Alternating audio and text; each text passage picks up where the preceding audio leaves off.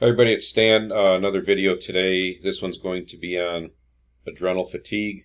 How important are the adrenals in heavy metal toxicity, and a whole lot of other stuff. I have a lot to cover, so I'm going to talk fast.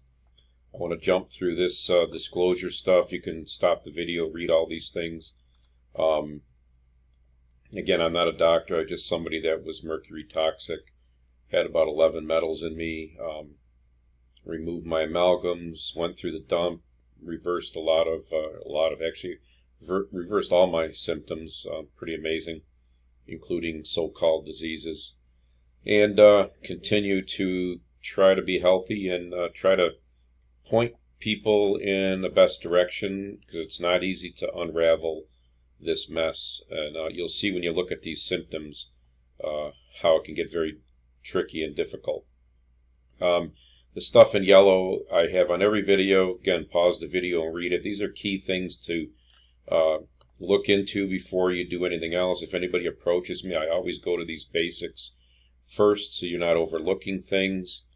These are some good links on what the EPA has said about amalgam, and the FDA and the IAOMT is the safe removal dentist locator, and what the safe removal protocol is all about. I'll get to this list after I read the other list, because I want to get through the adrenal list first, the symptoms. So let me jump to that, and hopefully everybody can see this okay. Sorry, I should have set this up before I started the video. But so this is about adrenals, adrenal fatigue symptoms. Notice that many of these are mercury toxicity symptoms. So I always talk about root cause and getting to the bottom of what's really the root of causing the symptom, okay? I also thought and say many times that's a mercury symptom. It is, but it's also an adrenal fatigue symptom. And the reality is the mercury affects your adrenals. It definitely affects adrenals as a major part of what mercury does. And then once you see all these symptoms, you'll say, wow, it like affects everything. So doctors will diagnose all these symptoms that are listed here, and they'll call them an illness of some kind or a disease, and they don't test for heavy metals properly. That's a typical situation. They'll do a blood test, which is not going to tell you what's stored in you, and it can even say that your levels are fine.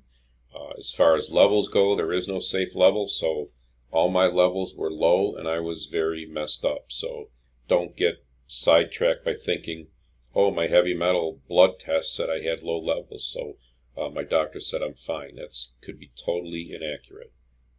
A functional doctor may get more of a heavy metal type diagnosis. They usually call it like an environmental type thing. And I won't get into why all that's that way. You can kind of connect the dots yourself as you see how confusing this can be. Let me go to a quick picture just so you can see where the, where'd I put the picture here? Sorry.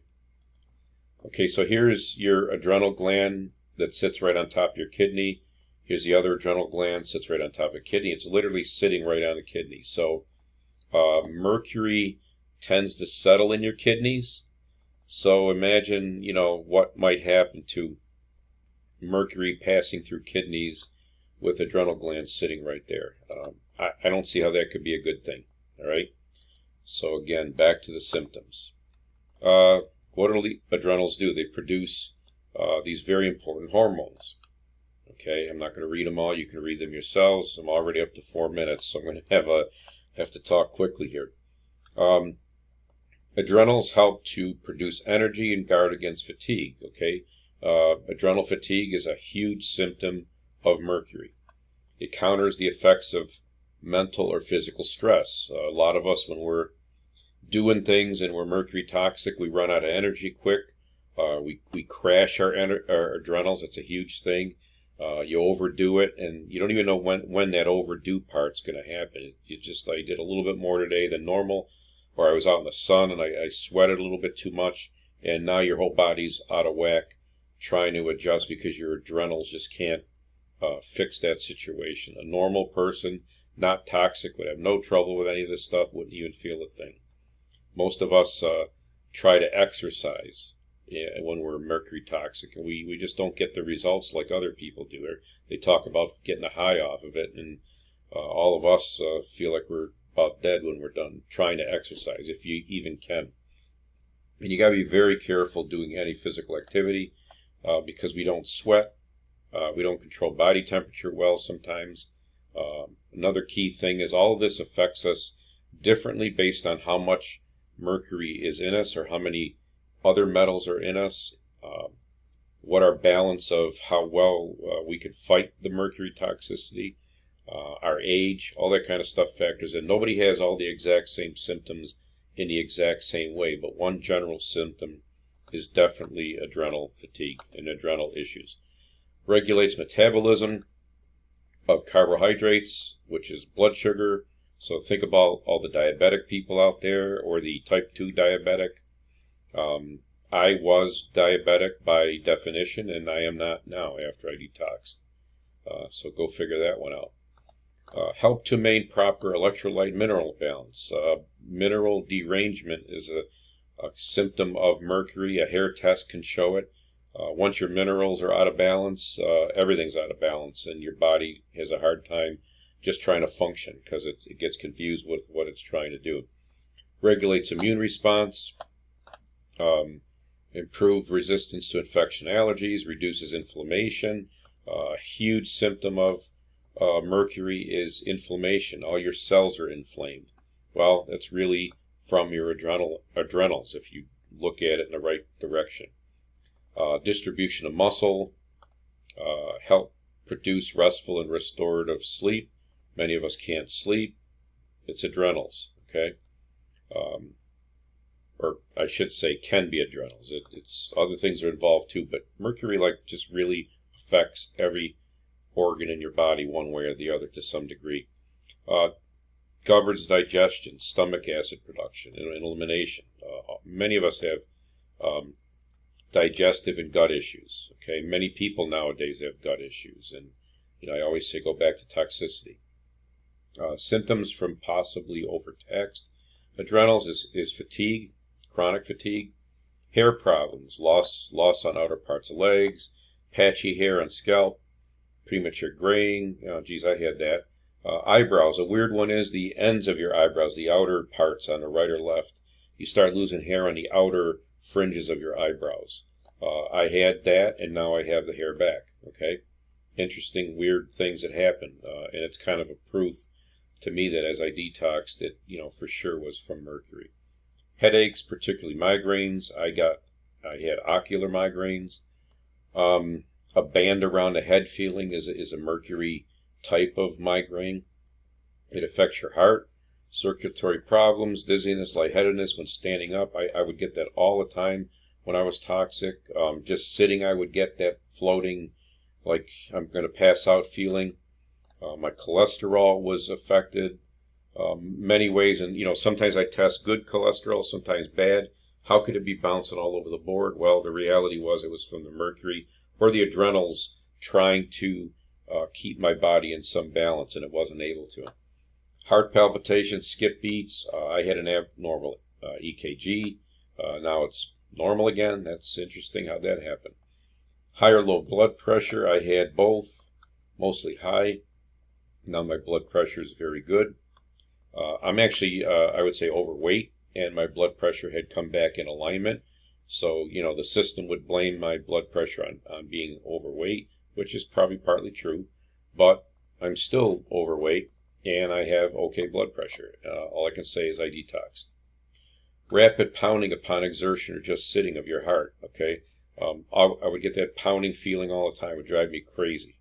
Now I don't even know my heart's beating, which is kind of weird, but you have to get used to these things as you detox. I'm up to 9 minutes already. Immune system problems. Autoimmune diseases are affected by adrenals. Poor resistance to infection. Tendency towards yeast and fungal infections.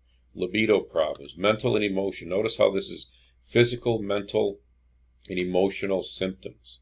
All because of adrenals. All because of mercury as a root cause. Anxiety. How many times has your doctor given you something for an anxiety? Okay, but they didn't get to the root cause. apprehensions, brain fog, binge eating and related disorders, compulsive behavior. I'll put an OCD, right? Confusion, you cry easy, you're depressed. Depression also often relieved by eating. Notice how specific that is. Okay, it's adrenals. Difficulty relaxing, you need to feel busy all the time. Easily distracted and frustrated. Hot-tempered. You ever see people that have these anger outbursts? I hate when I see this stuff online because everybody starts focusing on their mental health, and it could be an adrenal problem caused by toxicity, which could be mercury. Quarrelsome people, okay? Inability to concentrate, inability to cope with stressful events, irritability, mood swings, nervousness, panic attacks, paranoia, guilt feelings. I had like all these symptoms to some degree. Metabolic problems, bloating, colitis, constipation, cravings for salt and sweets, difficulty gaining or losing weight, dilated pupils. You can just keep reading all these things.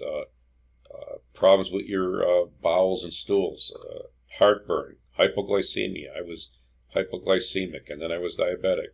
Indigestion, infrequent urination, lack of appetite, lack of thirst.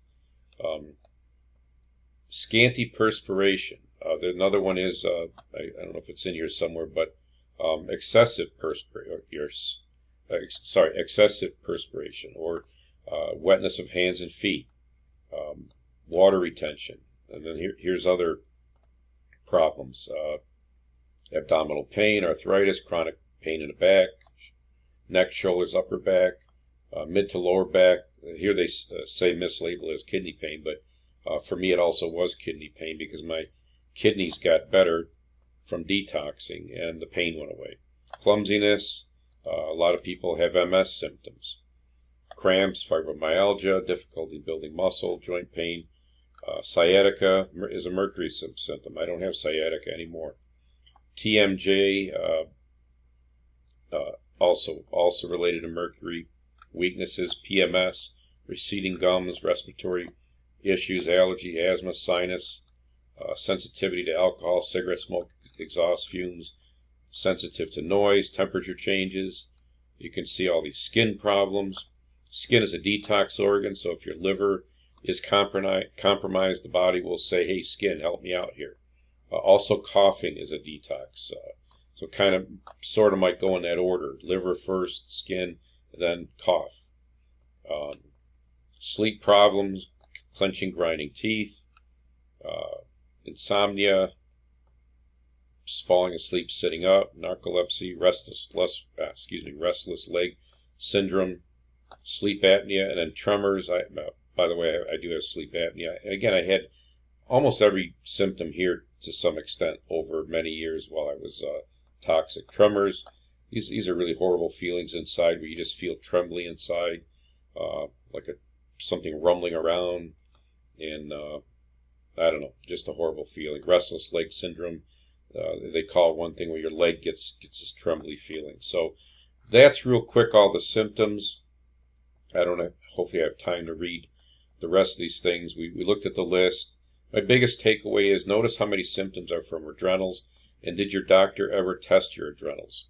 So much is blamed on foods, diet, job stress, anxiety, and it's so easy to overlook the root cause. My pet peeve is look at the symptoms and note how people will be pushing their products. It's not easy to unravel when you're mercury toxic and easy to follow each symptom.